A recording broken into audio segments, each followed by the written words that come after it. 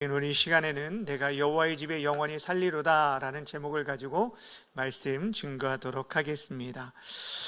여러분 명절 잘 보내셨나요?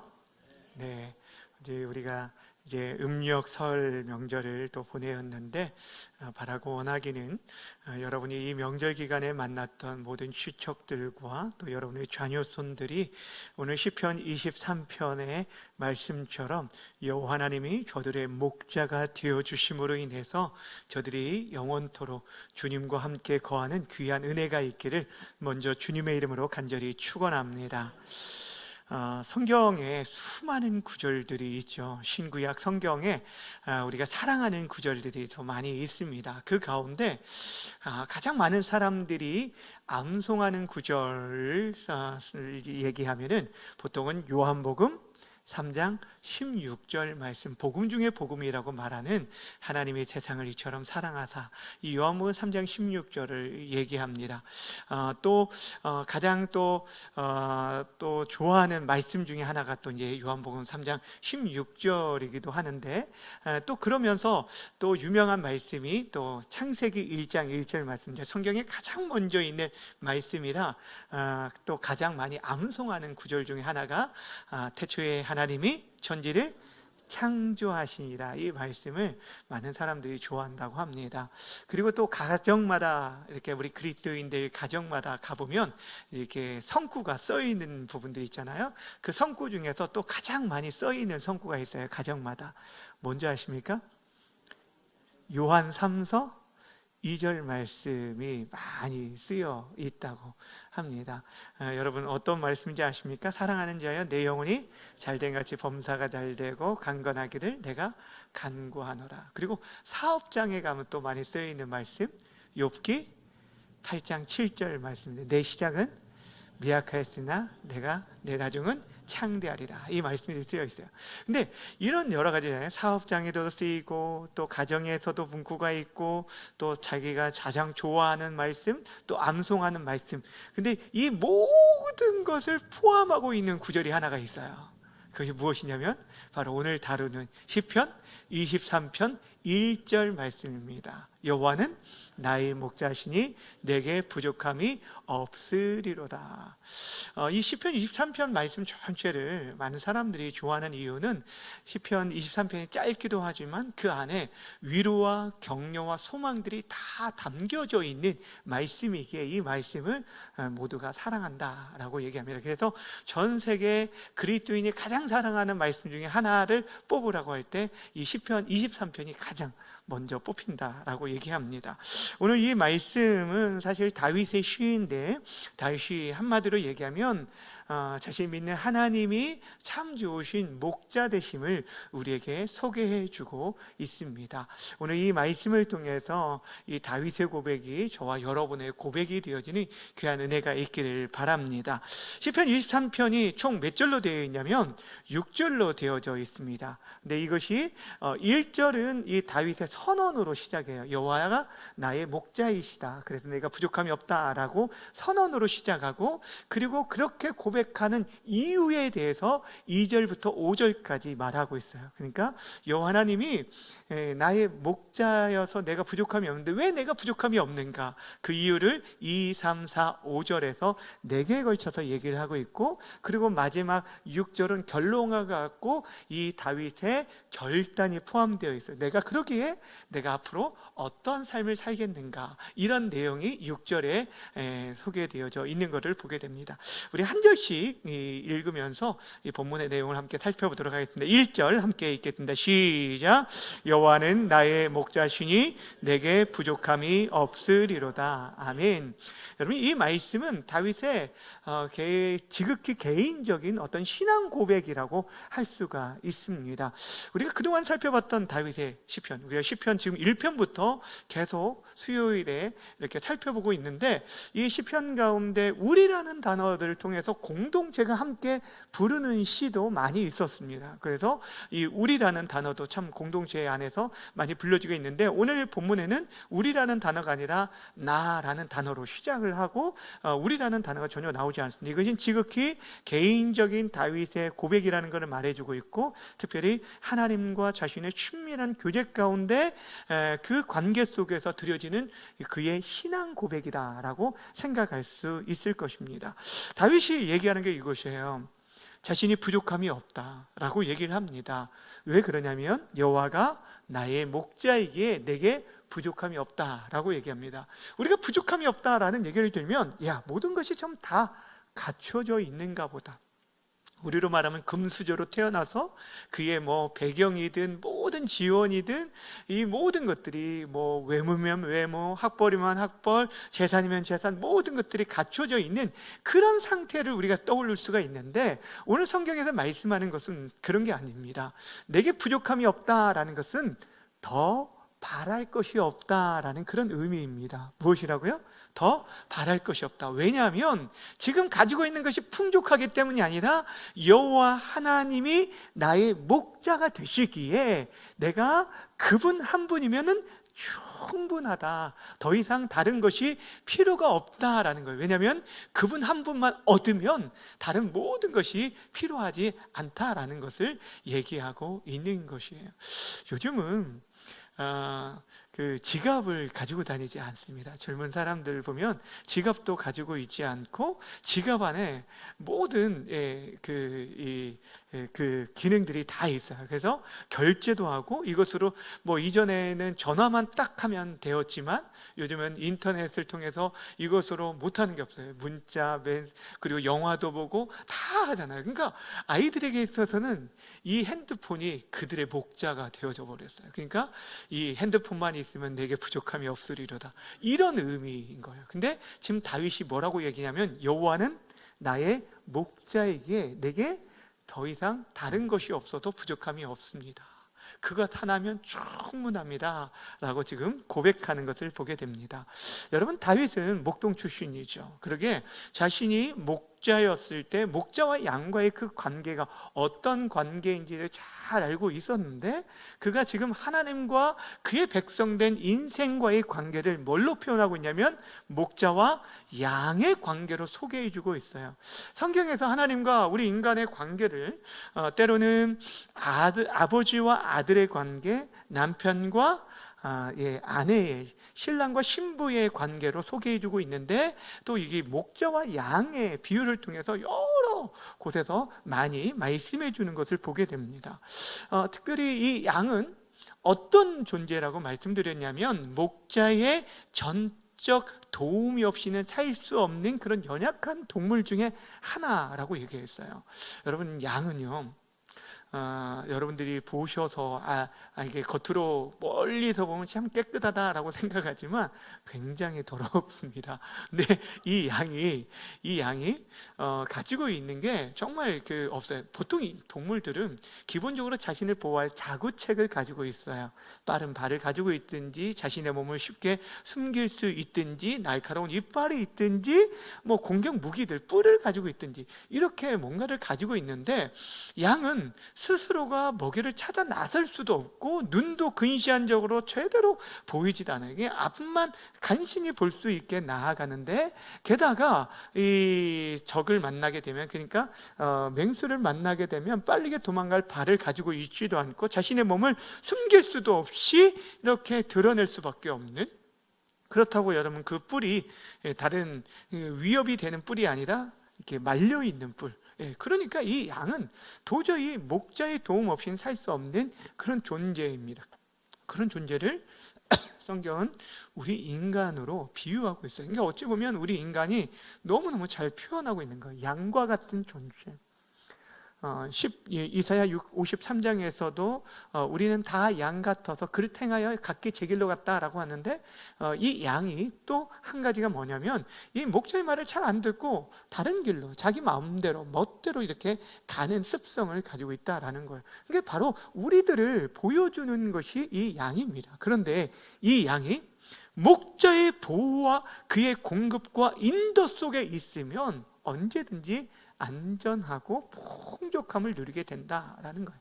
오늘 다윗이 그것을 얘기하고 있는 거예요. 여호와가 나의 목자이기에 양된 나는 더 이상 부족함이 없습니다 라고 얘기하고 있는 거예요. 자, 그렇다면 어떤 부분에서 부족함이 없다라고 얘기하는지 우리가 2절부터 살펴보도록 하겠습니다. 2절 함께 읽겠습니다. 시작. 그가 나를 누이시며 쉴 만한 물가로 인도하시는 도다. 여러분, 지금 다윗이 여호와 하나님이 나의 목자에게 부족함이 없는데 왜 부족함이 없다라고 하냐면, 하나님은 나에게 참된 안식을 공급해 주시는 분이기에 그렇다라고 얘기합니다. 여기 보시면 나를 푸른 풀밭 또 쉴 만한 물가라고 얘기하는데, 푸른 풀밭은 먹을 것을, 쉴 만한 물가는 마실 것을 공급해 주는, 그러니까 여러분이 우리에게도 있어서도 사실 먹고 사는 문제들이 해결되어지면 어느 정도 우리가 살아가는 데 있어 쉼을 얻는 것처럼, 지금 이 동물인 양에게 있어서는 이것만큼 좋은 게 없잖아요. 근데 특별히 여러분, 지금 그렇게 안식을 주시는 분인데, 여기서 우리에게 주목해야 할 게 뭐냐면 푸른 풀밭에 누이신다라고 얘기합니다.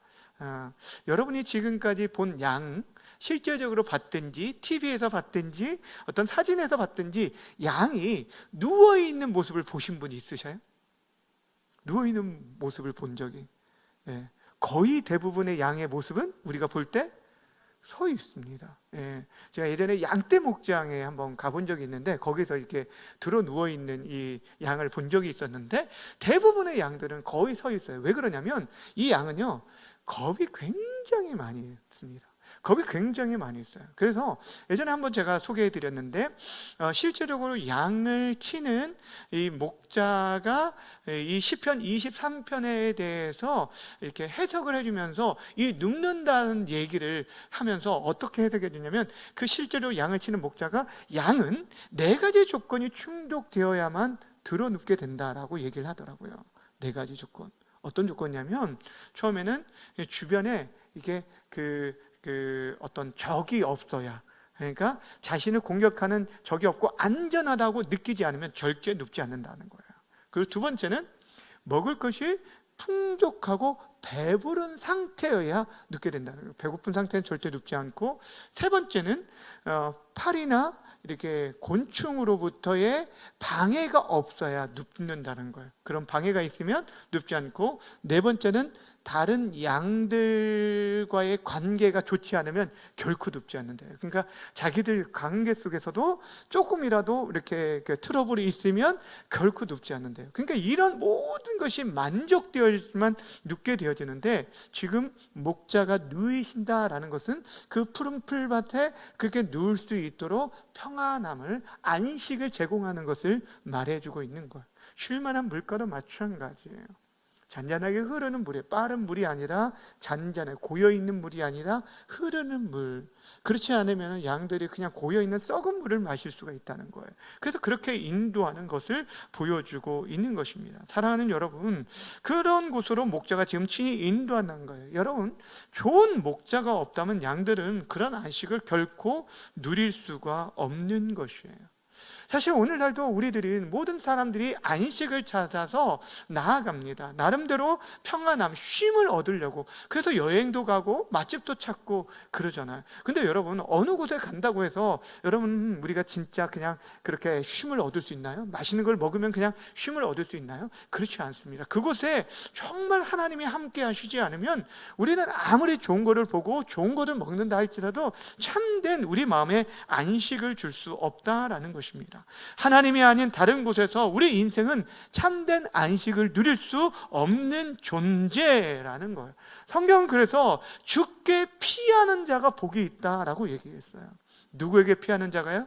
주께 피하는 자, 하나님께 피하는 자. 우리의 근심과 걱정과 그 모든 것들이 여러분 하나님께 맡길 때만이 우리가 편히 쉬고 자기도 한다라고 얘기하고 있는 거예요.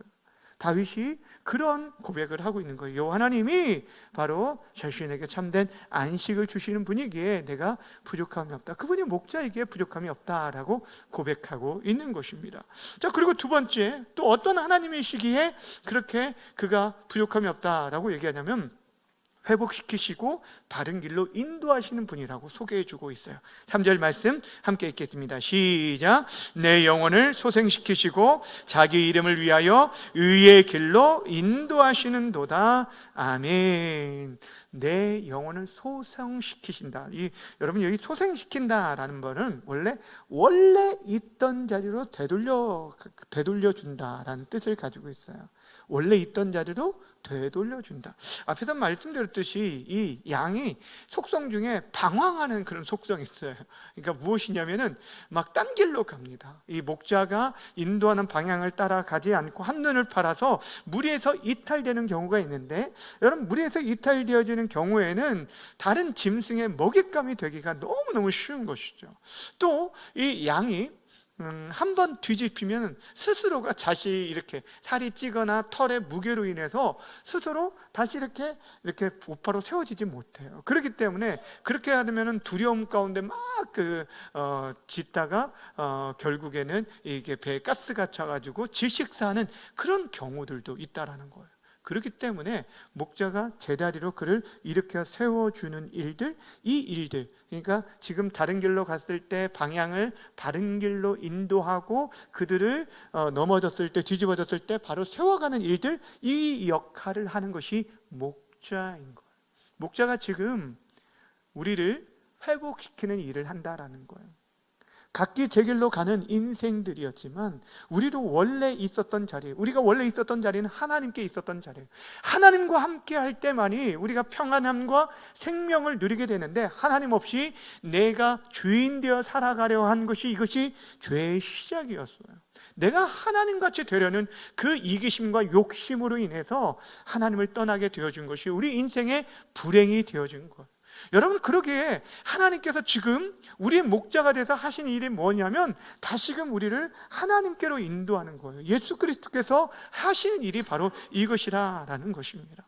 우리들이 하나님을 따르며 살아가야 함에도 불구하고 우리들이 한눈 팔아서 곁길로 가려고 할 때마다 우리를 회복시키고 돌려 바른 길로 인도하시는 분이에요. 무엇을요? 자기 이름을 위해 의의 길로, 바른 길로 인도한다. 이 자기 이름을 위해 한다는 것은 하나님께서 자기 이 명예를 위해서라기보다는 이 말은 자기의 이름을 걸고 그렇게 우리를 바른 길로 인도하신다라는 거예요. 자신의 이름을 걸고, 여러분, 하나님의 이름을 걸고 한다, 이것만큼 확신한 것이 어디 있습니까? 누구의 이름을 걸고 하느냐에 따라서 여러분 다른 것처럼 다윗이 확신한 게 이거였어요. 여호와께서 그분의 이름을 걸고 우리를 그렇게 회복시키시고 인도하시는 분이기 때문에 다윗은 여호와가 나의 목자이니 내게 부족함이 없다라고 얘기한 것이에요. 자, 그러면 세 번째로 또 하나님의 어떤 분이기에 이 다윗이 부족함이 없다라고 말했냐면, 그것은 어느 곳이든지 함께 하시는 분이기 때문에, 동행하시는 분이기 때문에 부족함이 없다라고 얘기합니다. 4절 말씀 함께 읽습니다. 시작. 내가 사망의 음침한 골짜기로 다닐지라도 해를 두려워하지 않을 것은 주께서 나와 함께 하심이라. 주의 지팡이와 막대기가 나를 안위하시나이다. 아멘. 무엇을 얘기하냐면 함께 하시는 분.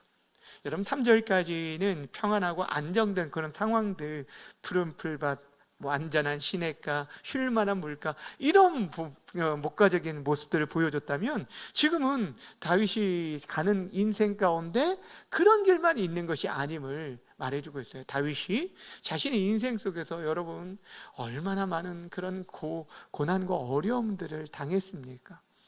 그 얘기를 하는 거예요. 자신이 사망의 음침한 골짜기, 그러니까 어디에 숨어 있는지도 모르고 양을 호시탐탐 노리는 그런 위험한 곳을 얘기하는 것이죠.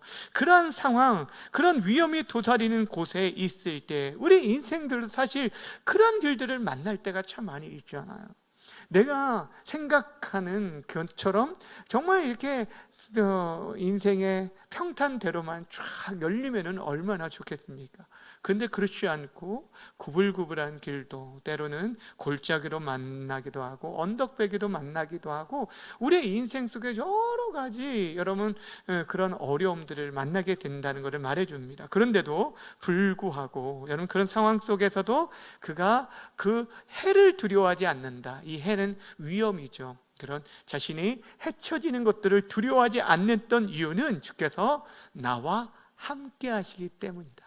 여기 이 주께서라는 단어가 사실 주님이라는 단어라기보다는 어쩌면 당신께서 나와 함께 하신다라는 단어고, 이것은 가까이 계신 사람을 부를 때 쓰는 단어예요. 그러니까 지금 무엇이냐면, 하나님께서 지금 내가 사망의 음침한 그 골짜기에 있을 때 멀리 계신 분이 아니라 어찌 계신다고요? 가까이 계신다는 거. 가까이 계신 분, 나와 지금 가까이 하고 계시는 하나님을 말하고 있는 것이에요. 사랑하는 여러분, 이것이 참 중요합니다. 하나님은요, 언제나 다윗과 함께 하셨어요. 다윗은 그것을 알았어요. 그것을 자신의 인생 속에서 너무너무 많이 경험했어요. 죽음이 가까워지는 그런 상황 속에서 여러분, 사울 왕이 자신을 죽이려고 군사 3,000명을 여러분 풀어가지고 자신을 추격하였을 때, 여러분 생각해보세요. 누군가 여러분 죽이려고 한 사람만 쫓아온다고 해도 두렵지 않겠습니까? 그런데 3,000명이라는 군사를 풀어서 이 다윗을 잡으려고 했을 때도 있었습니다. 그의 아들 압살롬이 그를 반역하여서 죽이려 할 때, 여러분, 그가 신발도 제대로 신지 못하고 맨발로 눈물을 흘리면서 도망쳐야 하는 그런 상황이 있었어요. 근데 그런 사망의 음침한 골짜기 가운데서도 다윗이 확신했던 건 한 가지예요. 그 상황에서도 하나님 나와 멀리 있지 아니하고 가까이 하시는 분이라는 것을 믿었다라는 것. 여러분, 이것이 참 중요합니다. 그 어떤 상황 속에서 우리에게 있어서 확실히 우리가 평안을 누릴 수 있는 것은 주변의 환경이 아니라는 거예요. 내가 지금 누구와 함께 하느냐, 이 확신이 우리의 삶 속에서 평안이 있느냐 없느냐를 결정해 주는 것입니다. 하나님이 함께 하실 뿐 아니라 그분이 무엇을 하시는지 잘 알았어요. 그래서 오늘 뭐라고 하냐면 4절에서는 주의 지팡이와 막대기가 나를 안위한다라고 얘기합니다. 안전하게 보호하고 지켜주심을 얘기하고 있는 거예요. 호의하고 있는 거예요. 여러분, 목자들이 가지고 다니는 보면은 막대기는 이게 말 그대로 정말 이렇게 손에 이렇게 우리가 곤봉같이 생긴 그런 막대기입니다. 그리고 지팡이로 쓰기도 하지만 이 지팡이와 막대기가 두 가지가 나오는데, 하나는 이렇게 길고 끝이 굽어 있는 것을 이렇게 되어져 있는데 이거에 다 쓰임이 있다라는 것이죠. 그러니까 어떤 길을 갈 때 그 숲을 같은 걸 헤칠 때 그 고리가 있는 것으로 이렇게 헤치기도 하고, 또 구덩이에 빠져 있는 양을 끄집어낼 때 사용하기도 하지만, 여러분, 맹수가 나타날 때는 이 막대기를 가지고 쫓아내는 역할들을 하는 거예요. 그러니까 지금 하나님께서 다윗의 인생 가운데 때로는 막대기와 지팡이로, 그것을 양을 때리는 목적이 아닙니다. 맹수를 때리고 양을 건져내기 위해 사용하는 거죠. 그런 목적으로 가지고 그 일들을 감당하고 있는 것을 보게 되어지는 것이죠. 목자의 지팡이와 막대기를 볼 때 양은요, 안정감을 느끼게 되는 거죠. 이 목자가 지금 나를 보호하고 있고 나를 지켜줄 거를 믿기 때문에 지금 목자가 인도하는 그 길을 뚜벅뚜벅 따라가는 거예요. 왜 이 길로 인도하지? 우리는 알지 못합니다. 우리 인생들은 사실 어떤 길로, 어느 길로 인도할지 알지 못해요. 내일을 알지 못합니다. 그럼에도 불구하고 하루하루 목자 되신 예수 그리스도의 말씀을 쫓아 살아가게 될 때, 우리는 궁극적으로 그분이 예비하고 준비하고 놓으신 푸른 풀밭과 쉴만한 물가로 우리가 인도받을 수 있다라는 것입니다. 사랑하는 여러분, 하나님께서 그 어떤 위험한 곳에서조차 함께 하시기 때문에 우리를 그분의 지팡이와 막대기로 안위하시기에 다윗이 지금 나에게 부족함이 없다라고 고백하고 있는 것입니다. 마지막으로 또 이 다윗이 내게 왜 부족함이 없다라고 얘기했냐면, 하나님께서는 풍족한 것으로 채우시고 공급하시는 분이시기에 그렇게 고백을 합니다. 5절 말씀 함께 읽습니다. 시작. 주께서 내 원수의 목전에서 내게 상을 차려주시고 기름을 내 머리에 부으셨으니 내 잔이 넘치나이다. 아멘. 여기 보시면 내 원수의 목전에 내게 상을 차려주고 기름을 내 잔이 넘치나이다. 이 이제 목자의 이미지라기보다는 어떤 이게 큰 상을 차려주시는 어떤 그 주인으로 모습을 우리에게 소개해주고 있는데, 당시 고대 근동에서는 어떤 손님이 오게 되어지면 그 극진하게 대접을 하는데, 때로는 주인이 손해가 될지라도 이 손님에게 지극정성으로 이렇게 대우하는, 그것이 기본적인 그들의 삶의 가치였다라고, 아주 중요하게 여겼던 가치예요. 그러니까 손님 대접하는 것을 너무너무 중요하게 여겼다는 거예요. 근데 우리가 알고 있듯이 여러분들 롯이 소돔 땅에서 그 천사들을 이렇게 영접할 때 그 천사를 보호하기 위해서 자신의 두 딸을 내어주려고 했던 것을 보면, 그런 것을 보면 우리가 어느 정도 알 수 있죠. 근데 오늘 보면은 상을 차려주신대. 먹을 걸 주고 기름을 그 머리에 부으셨다. 기름을 붓는다라는 것은 최고의 대우예요.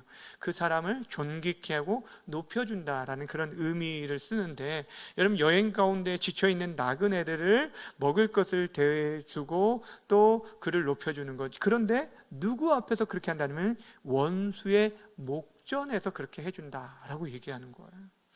다윗의 인생 속에서 사실 그랬어요. 하나님께서 여러분 결국에 이 사울을 대신하여서 다윗을 왕으로 세우게 되어주고, 또 압살롬 반역 가운데서도 결국엔 그 왕위를 지켜나갈 수 있도록 하는데, 수많은 원수들이 있었는데도 불구하고 그 앞에서 이 다윗을 가장 높은 자리로 왕으로 기름 부어 세우는 것들을 보게 되죠. 지금 이것을 말씀해 주고 있는 거예요. 상을 차려주고 기름을 부어주신 거, 원수들이 보란듯이 하나님께서 택하신 자들을 얼마나 존귀케 하는지, 하나님께서 얼마나 사랑으로 지키시고 보호하신지를 천천히 보여주시고, 많은 사람으로 하여금 하나님이 함께 하시고 하나님 택하신 자들이 이러한 복을 받는다는 것들을 보여주시고 존귀케 하심을 나타내심을 말씀해 주고 있는 것입니다. 여러분 다윗이요, 지금 그 좋으신 하나님이 바로 나의 목자이기 때문에 자신의 삶에는 더 이상 부족함이 없다, 다른 것이 필요하지 않다라는 거예요. 여러분 이런 목자 한 분이 계시다면, 여러분 인생 가운데 그분이 정말 하나님이 내 인생의 진정한 목자임을 믿고 그분께 온전히 신뢰하며 다윗처럼 의탁하며 살아간다면, 무엇이 걱정이 되고 무엇이 문제가 되고 우리의 근심이 되겠습니까? 어느 곳에 가든지 그분이 우리와 함께 하시기에 우리의 인도자가 되고 보호자가 되고 공급자가 되어주시는데, 우리와 동행해 주시는데 무엇이 문제가 되겠느냐라는 거예요. 그래서 다윗이 마지막에 이런 고백을 합니다. 6절 말씀 함께 보겠습니다. 시작. 내 평생의 선하심과 인자하심이 반드시 나를 따르리니 내가 여호와의 집에 영원히 살리로다. 내가 어디에 살겠다고 말합니까? 여호와의 집, 하나님을 떠나지 않고 하나님과 함께 살겠습니다. 여호와의 집, 여호와를 만나는 그 성전, 그는 성막이죠. 다윗 때는 성전이 아직 지어지지 않았기 때문에 내가 그곳을 사모하며 하나님을 예비하며 살겠습니다 라는 고백이에요. 무엇 때문이에요? 내 평생이라는 지금까지 살아왔던 삶뿐 아니라 앞으로 살아갈 모든 삶을 포함하는 거예요. 내 앞에 어떤 일이 준비되어 있고 어떤 어려움이 있을지 나도 알지 못합니다.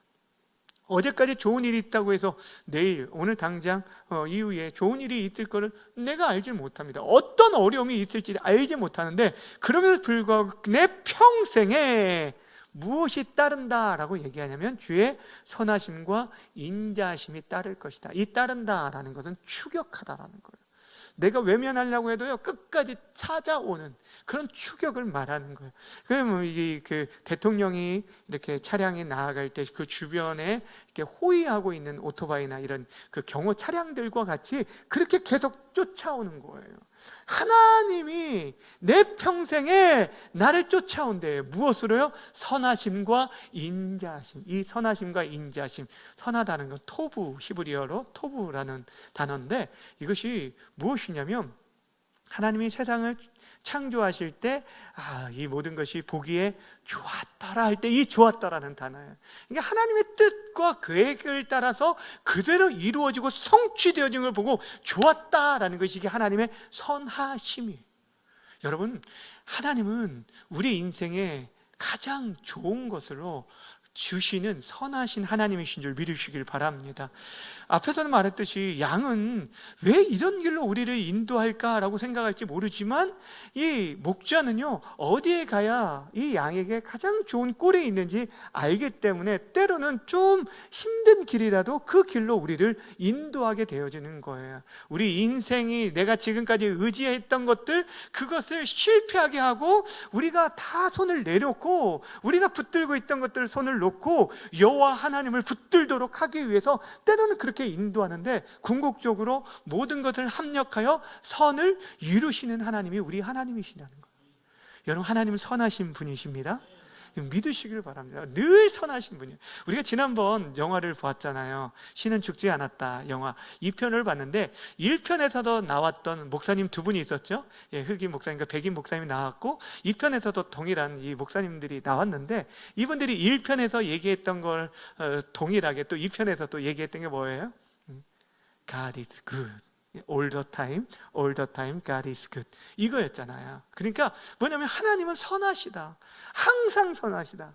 항상 선하시다는 거예요. 항상 언제나 선하신 분이다. 이것을 얘기하면서 이렇게 영화 마지막에 얘기했던 것들 아마 기억하실 거예요. 사랑하는 여러분, 그렇습니다. 하나님은 늘 선하십니다. 그리고 그 인자하심은 영원하셔요.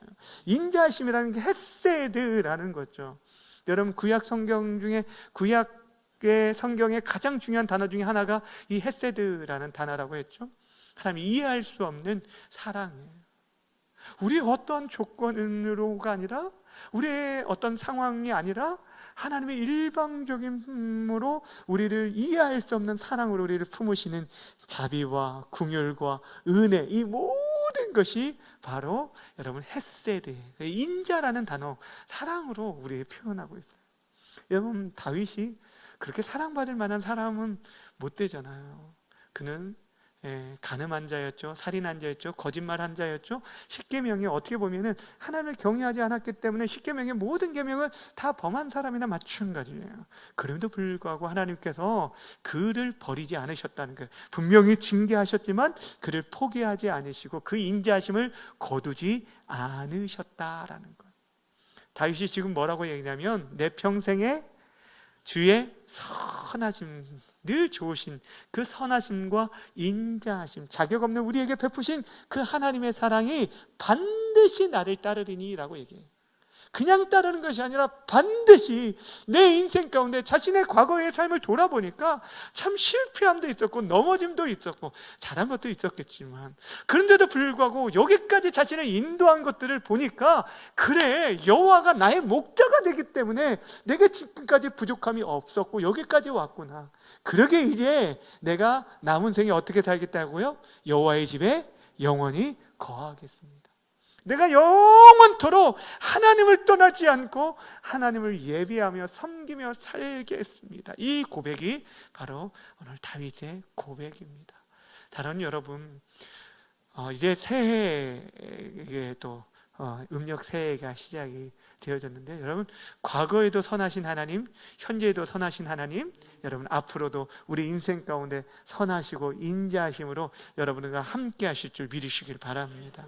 여러분, 사망의 음침한 골짜기 가운데서도 평탄할 때뿐 아니라 일이 잘 될 때만 그분이 좋으신 하나님이 아니라, 우리가 사망의 음침한 그 골짜기 가운데서도 여전히 우리와 함께 하시고 주의 막대기와 그 지팡이로 우리를 안위하시는, 우리를 먹이시고 입히시고 우리를 보호하시고 우리 모든 삶을 인도하시는 그 동행하시는 하나님이 바로 저와 여러분의 목자이심을 기억하시면서 그분의 인도와 보호 속에서 살아가면서 하나님을 영화롭게 하고 하나님을 떠나지 않고 정말 그 여호와의 집, 어찌 보면 교회가 될 수 있죠. 그 공동체가 되어줄 수 있는, 하나님을 떠나지 않고 하나님을 예배하는 우리 모두가 되어져서 오늘 이 다윗의 고백이 여러분의 고백, 그냥 성경을 암송함으로 끝나지 말고 그 말씀이 여러분의 삶을 이끌어가는 귀한 원동력과 힘과 능력이 되어주길 주님의 이름으로 간절히 축원합니다.